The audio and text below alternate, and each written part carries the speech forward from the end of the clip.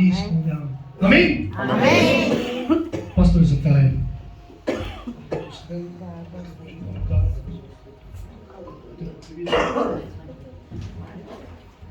Слава на Исус! Здравейте! Добро утро! Как сте? Добре ли сте? Амин! Надявам се да не се оплашихте да ви сгоре. Колкото можем да го правим от сърце, разбира се. Правим го на нашия Бог, защото Той заслужава. Макар и да не сме хвалители, нашето служение е пасторско, разбира се. Аз съм пастор, тези, които не знаят, най-вероятно всички знаете, от махалата сме и Бог да ви благослови. И аз много се радвам за това, че ви познавам, че сме от една махала, служим на нашия Бог. Вярвам и един ден заедно всички да бъдем горе на небето. Комши да бъдем. Ти не идваш у нас, аз да идвам у вас. И да хвалим Бога. Това да правим цял живот. Слава на Бога, благодаря на пастор Илио и за тази църква, за това, че има този квартал на това място. Благодаря ви за поканата, чувствам се много почетен и обичам. Благодаря на Бога за всички вас. Добре да кажа няколко неща за мен, макар че знаете, не съм чуш, но добре е да кажа. Значи аз съм семейен, имам две деца, момче и момиче. Сина ми свири на пиано в църквата ни. Дъщеря ни е главна хвалителка в църквата, за което благодарим на Бога. Имам три момичета, две момчета, едно момиче. Вече момичето, тя учи пиано, музикалното много хубаво пее, като майка си. И слава на Бога, радвам се, за мен няма по-голяма радост да виждам децата ни и внуците ни да служат на Бога. Най-хубавото и най-великото нещо, което ти и аз можем да дадем на децата, не е коли, не е къщи, а Бог да даде. Това е най-хубавото нещо. Ако си успял да дадеш Бог на твоите деца, на твоите внуци, свършил си работа. Това е най-хубавото нещо. Аз благодаря на Бога за пасторката тук. Ето ние виждаме плода на пастор Сашо, макар че той да е пред Бога сега. Има, ето, продължава новото поколение. Благодарим на Бога, това по-хубаво няма. Както казва Павел, вярата опаси, попрището свърши. Сега ме чака венеца на живота. Хвалим Бога за неговата добрина. Приятели, нека да ви кажа нещо. Църквата на Бог е отговора за света. Не е политиката. Макар че ще гласуваме, няма да говорим за това. Днеска е ден на гласуване, всеки да, както е решил така да прави. Разбира се, за благото, за доброто на народа ни, за нас, за децата ни, за да имаме добро бъдеще. Вярваме Бог да употреби, молим се за политиците, издигаме, се молим, нека да дойде правилният човек. Всички неправилни, които са в името на Исус, да си отидат и да дойде правилният човек. Да те помоля, брат, посудя ме тогава водата. Благодаря ти. Те са и моите синове, духовни синове, братя и сестри. Добре, тата, като отвориш, няма проблем. Тук има една. Ама имаш вода. Намерих. Ама имаш вода.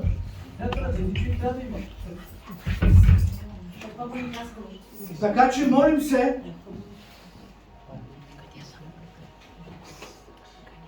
в чудесното име на Исус, нека да си отидат неправилните политици, да дойдат правилните, за да може децата ни България да върви напред. Затова се молим.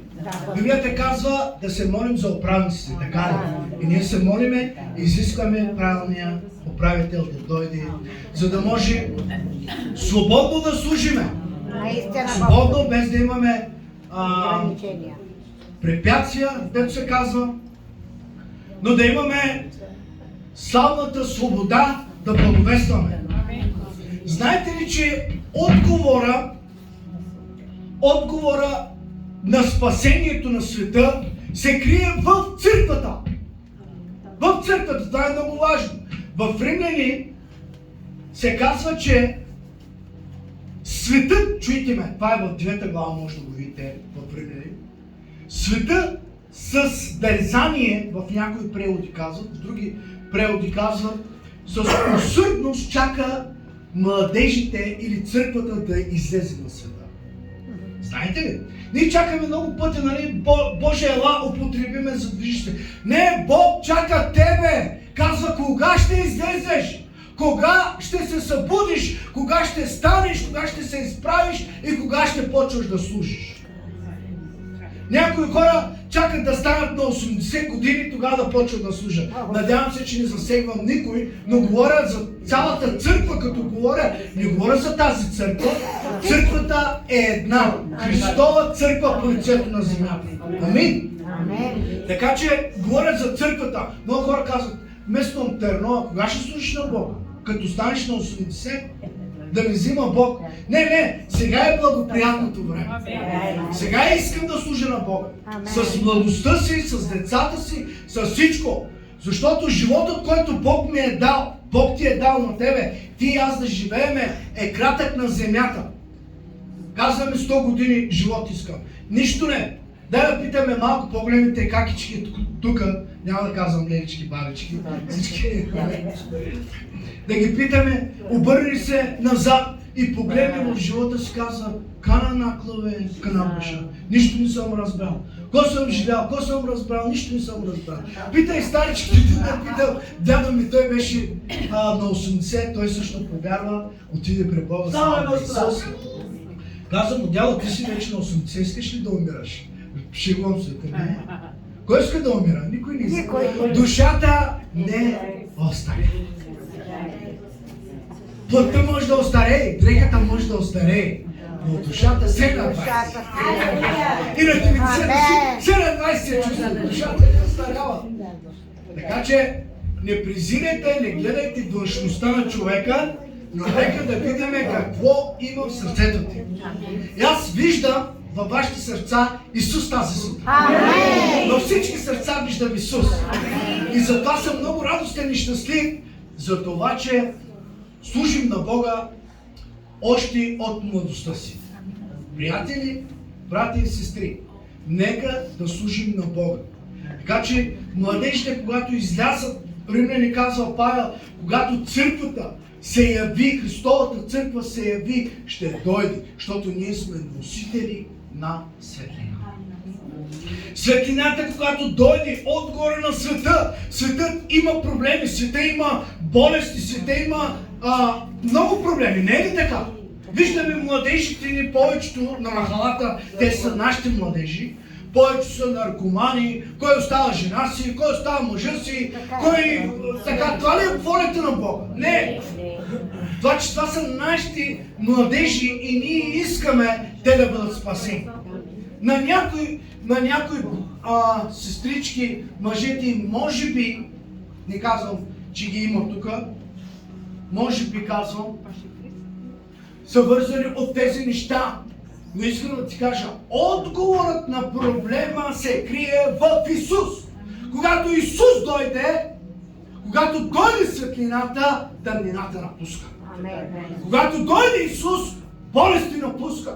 Когато Исус дойде, мъртвите възкръсяват. Така че не може да остане болест, не може да остане проблем, не може да остане нещо, когато Исус дойде, слава на Исус. Така че ние очакваме нашия Бог, ние очакваме Него да се яви. Така ли? Но Библията казва, аз чакам вас. Да знаете, казва, младежи, защото победихте лукавия. Не се казва, дързайте, защото Господ победи. Той победи, но ние сме от страната на шампиона. Слава на Бога. Знаете ли това? Ние не стартираме от финала. Знаете какво е състезание, виждали сте всички. Тоест, нали, финал, старт, точно така. Но от финал, което означава свърши се. Исус каза на кръста, свърши се! Свърши се с твоят грях, свърши се с твоето проклятие, свърши се с всичко. Исус каза, свърши се на кръста. И ние оттам, където Исус свърши, какво свърши? Исус какво направи на кръста? Той свърши с грехът, който ние носихме. Грехът, който убиваше мене, грехът, който убиваше тебе, уби Исус. Нашия Бог уби нашият грях. Знаете ли го това? Нашият грях, който го носихме от Адама, той уби Исус. Нашият грях влезе в Исус и той на кръста умря. Но той каза, реши го този проблем вече. Свърши се, казва Исус. Алелуя! Амен. И сега, ако нашият грях дойде върху Исус, колко хора го вярват това, че нашите грехове дойдеха върху Исус? Така че той умря и той умря на кръста, той умря несправедливо. Той не е извършил нито един грях. Нашия Господ нямаше основание, за което той трябваше да бъде омъртвен или убит. Нямаше причина. Този грях, който ние го носехме, ние трябваше да умираме. Ние трябваше да умираме. Но какво каза? Кого искате да ви пусна, каза Пилат? Варала или Исус? Каза, пусни ни Варала. Защо? Варала беше разбойник, беше убиец, беше... Какво ли не беше? Цялата мала до страх от него. Каза, виж да не го пускат от затвора, защото като излезе, много бели стават. Но виждате ли, нашият Господ, който не е извършил нито един грях, той каза, не, аз ще умра вместо Варала. Аз ще умра вместо тебе. Ай ще патне, заради тебе ще умирам. Ибрахим, заради тебе ще умирам. Заради тебе, Милко, ще умирам. Заради тебе ще умирам, за да можеш ти да бъдеш свободен. Така че нашия грях дойде върху Исус и смъртта дойде на него. Но сега чуйте ме, живота на Исус, неговия живот, дойде на мене и на тебе. Защото той ни остана на гроба. Той възкръсна. Христос възкръсна. Има надежда, разбираш ли, че ние не сме отчаяни, ние не сме в недоумение, не сме в объркване, не сме хора, които не знаят, нямат надежда, просто се молят на един Бог, който съществува там. Има един Бог, има една сила. Не, ние не вярваме в някоя сила, ние не вярваме в някой Бог, но ние вярваме в възкръсналия Христос. Който умря и възкръсна. И той буквално умря на кръста. Всички го видяха. До ден днешен, ако отивате, някой ако е ходил там, в Ерусалим, в пътя Делороса, където носеше кръста Исус го носеше. Своят кръст, твоят, моят грях го носеше на гърба си. Той се натовари, казва, като агнец беше натоварен с твоите и моите грехове. Кръста показваше, че той носи твоят и моят грях. Го носеше Исус на кръста и той го носеше и този грях го уби на кръста. Още от там, от улицата, като минаваш, скорозлатите ще кажат, от тук мина Исус. От този път, от Лозенец мина. Амин. От махалата ми. И така, че той мина от Делороса мина. Този път до Голгота, място на Голгота. Голгота е мястото, което идва от думата, еврейската дума, място на черепа. Знаете ли защо място на черепа? Защото на това място черепа или главата на Голиат беше там. Когато Давид го обезглави и го сложи там. Още пророчески това говореше в старото време, говореше, че Исус ще победи смъртта и греха. Нашия враг беше Голиат, нашия грях беше врагът им беше, грехът беше. И когато Давид се явява, убива Голиат, това е символ и преобраз, че Исус е. Тоест, каквото направи Давид, означава, че той обезглави Голиат, така и направи, Исус същото направи, като обезоръжи всички началства и власти. Той им взема всичките оръжия и знаете какво ги направи? Кръгла нула. Какво има дявола? Нула има. Някой много трашава шейтане. Не се страхувай, Бог живее в тебе. Ти си светлина. Някой казва, ние сме прокляти. Как можеш да вярваш ти? Ти проклет ли си или си дъщеря на Бога? Дете на Бога ли си или си проклет или проклят? Няма нещо такова. Ние казва, давам ви стиха. казва в Колосяни, 1 глава, 1:13, казва, че Той ни избави от властта на тъмнината. Какво означава Той ни избави от властта на тъмнината? Означава, че Той ни взима от това място. Аз бях преди няколко време в Англия, в Лондон, но сега не съм там. Сега самолета ме взима оттам, от летището и ме докара тук. България, аз съм тук, в Лозерец, в църквата на пастор. И църквата. Той това направи Исус. Вече не съм там. Вече не си в проклятието. Как можеш да вярваш, че ти си проклята? Ако ти вярваш, че ти си проклята, означава, че ти не вярваш в Исусовото дело. Ти не вярваш, че Исус понесе твоето проклятие на кръста. Ти не вярваш. И когато ти не вярваш, ти заставаш против Бога. Ти заставаш против Неговото Слово, защото Исус казва, в моите рани ти си изцелен. Не се казва, ще бъдеш изцелен, но се казва изцелен. Той те взима от властта на тъмнината. Какво означава? Взени от властта на тъмнината означава, че Той ни взима от място на болести, от място на проклятие. Там в тъмнината имаше, когато бяхме под властта на дявола, когато бяхме роби на дявола, бяхме негови, но Исус каза, сега аз плащам за тях. Сега аз плащам за тях. Аз ги купувам вече. Той плати и Словото на Бога казва, Той плати не с злато, не с сребро, но ние сме изкупени с какво? С скъпоценната по-силно! По-силно! На Господа! Значи има цена, която е платена за тебе. И тази цена, и тази кръв стои пред Бога, пред трона на Бога, за твоето и моето изкупление. Кръвта е, която ни спасява. Кръвта е, която ни умила. Кръвта е, която ни очиства. Кръвта е, която ни спаси. Кръвта е, която плати. Кръвта е, която ни освободи. Разбирате ли, ние не можем да говорим за някакво проклятие. Не сме там вече. Не сме там. Не сме там. Не може хем да бъда сега в Германия, хем да бъда в България. Не става. Вие казва бяхте, не казва вие сте. Отворете си Колосяни, ще го четем. Чай да взема Библията.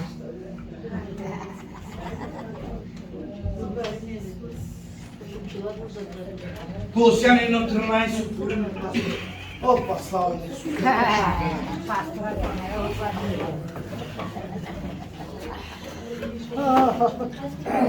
Да, благодаря ти, пастор. Какво казва? Който ни избави от властта на тъмнината. Не се казва ама, ако или беше. Направи го! Каза, свърши се същата дума на кръста Исус, която каза на кръста, свърши се. Той казва, Той ни избави. Означава, свърши се с твоята тъмнина, свърши се с твоето проклятие, свърши се с твоят грях, с твоята смърт. Знаете ли защо? Може да седнете, Бог да я благослови. Знаете ли защо, скъпи приятели? Много просто, братя и сестри. Ние сме изкупени. Исус казва, аз платих за този телефон, платих за тази Библия. Тя е моя.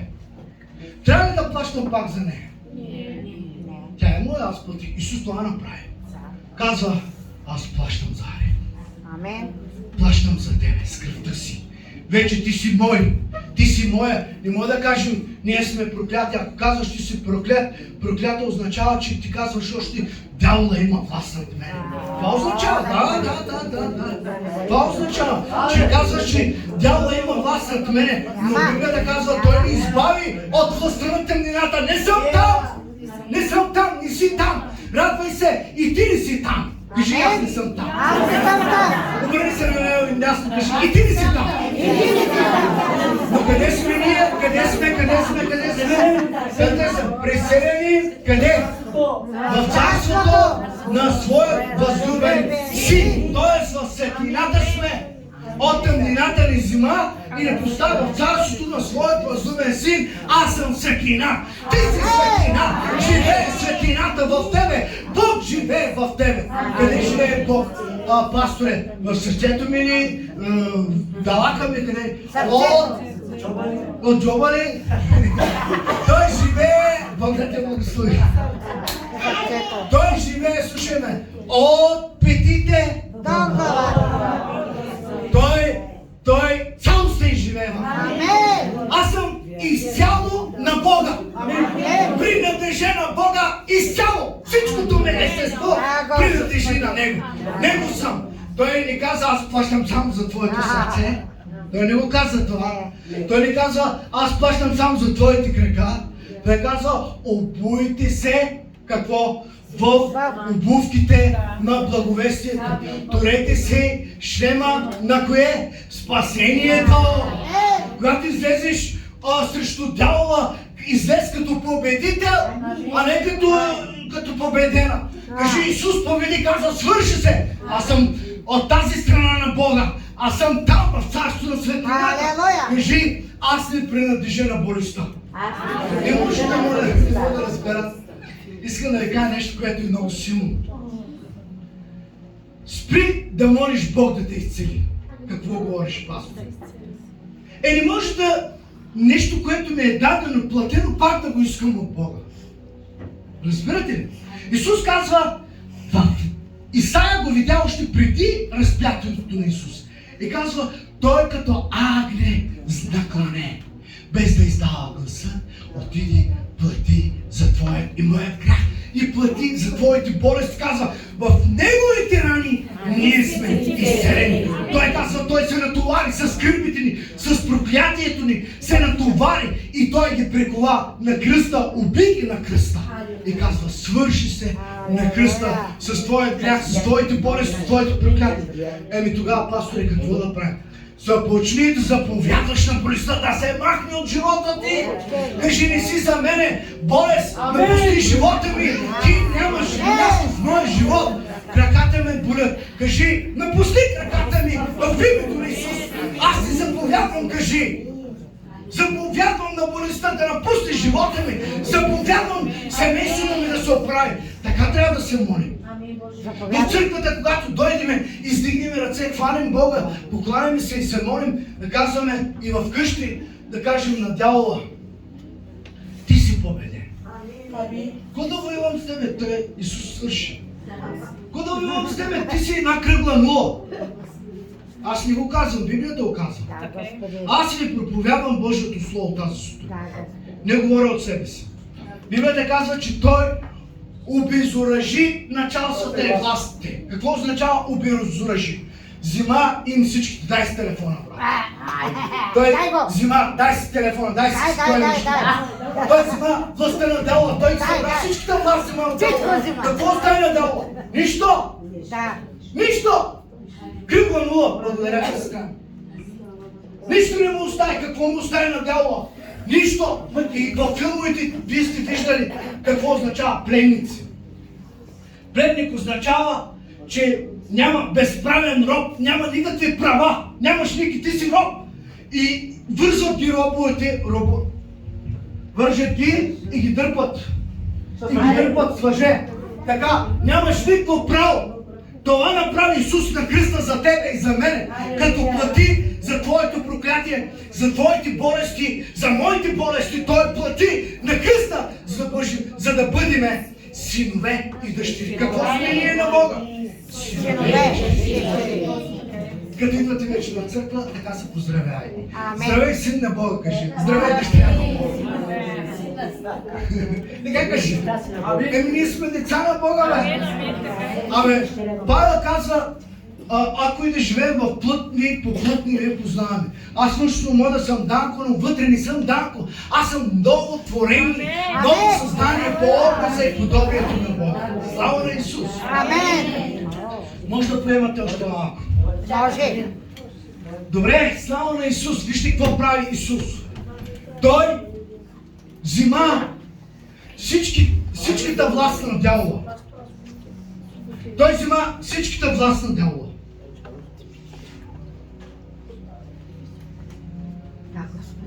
Амин. Тук ли сте? Чакам да Тук дойде. сме, тук сме. Аз си говоря нещо, не проповядвам просто някакво слово, сцена. Говоря ти Словото на Бога, какво има за тебе. И ако ти и аз не разберем Словото, което Бог ни говори, ние ще ходим за блуда. А Библията казва, синовете ми, людите ми страдат какво? Поради незнание. Поради незнание, не знаем Словото, не знаем Исус какво направи за тебе. Казват, не, ти си проклят, да, проклята съм. Идваш при пастора, разчупвай пред мене, от мене проклятие. Значи Исус не е свършил своята работа. Значи Исус не е достатъчно, не е платил достатъчна цена за тебе. Неговата кръв не е достатъчна за тебе. Още си проклет, така ли? Проклята си. Значи ти не знаеш на коя вяра си. Не знаеш кого си повярвал. Ела, отвори си очите и купи си от мен колури и казва, помажи очите си, за да виждаш, че ти си гол, сиромах, сляп. Не разбираш цената, която е платена за мен. Да идва сина ми при мен, дъщеря да казва, татко, аз да бъда твоя син, да бъда твоята дъщеря. Аз ще ти плащам, какво да ти дам да бъда твоя син? Не е ли глупо? Няма как. Който да прави сина ми, пак е моя син. Така е, Който алелуя. да прави от кълта да бъде, пак е моя. Най-големият наркоман да бъде, най-голямата проститутка да бъде, извинявам се за израза.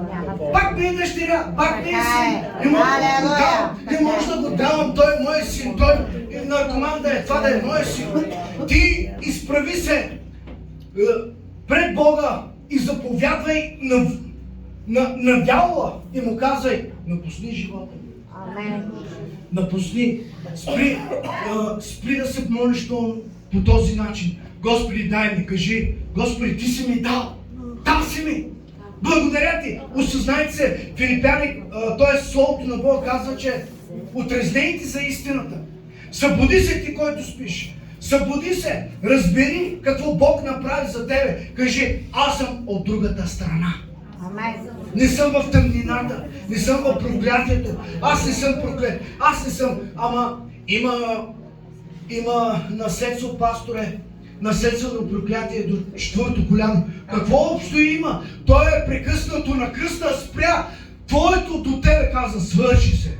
Авраам вече излезе от отечеството си, от бащиния си дом. Авраам вече не е в Харан, той е вече в Ханан. Харан и Харан, знаете ли какво означава? Харан означава света, означава греха, означава смъртта, означава проклятието. А Ханан какво означава? Наследство обещаната земя, обетованата земя. Там седи! Ти влезе! Моисей умря, казва на Исус Навин. Казва, умря Моисей. Моисей умря. Стани, изведи народа ми. Моят народ влезе в обещаната земя. Не сме вече в Египет, не сме вече там. Ние сме в новата земя, определена от Бога. И казва Исус Навин, им разпредели земя на всеки даде парче. На Халеевото племе даде. На всичките племена, 12 племена, им раздели, предели, им даде на всичките.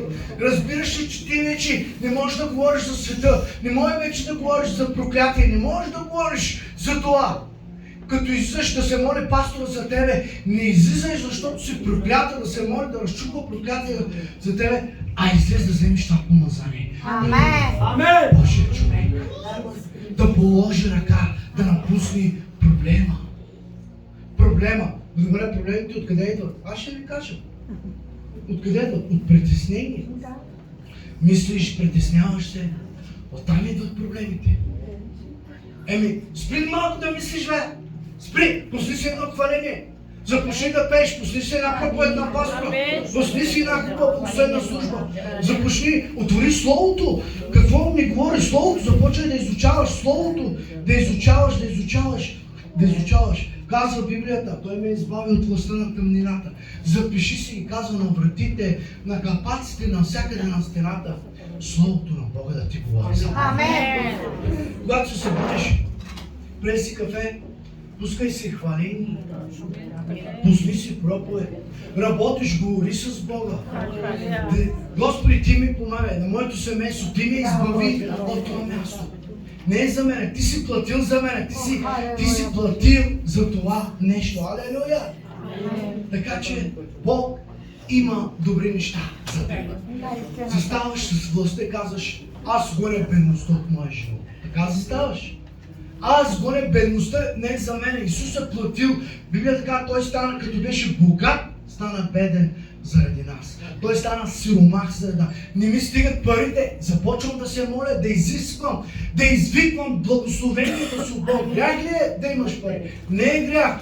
Грях е любовта към парите. Не е грях да имаш. Любовта е те да те владеят, да те командват, те да бъдат командири в твоя живот. Парите да те командват. Ти не трябва да позволяваш нищо да те командва, освен Божието Слово. Амен. И когато имаш, и когато нямаш. И когато имаш, и когато нямаш, пак сме Господни. И 2 лева да имам, и 200 лева да имам, аз съм същия. На Бога съм. Заповядвай на болестта, на проблема. Ако е дошло върху сина ти, дъщеря ти, проблем има в семейство, брака, заповядвай да напусне. Разбираш ли, че Исус е платил огромна цена за тебе и за мене? Започни да казваш така: аз съм благословен, аз съм благословена, аз съм син на Бога, аз съм дъщеря на Бога, аз не съм в тъмнината, аз съм в светлина. Ние сме синове и дъщери на Бога. Амен. Сега ще се молиме, разбира се, че има, но се справиме.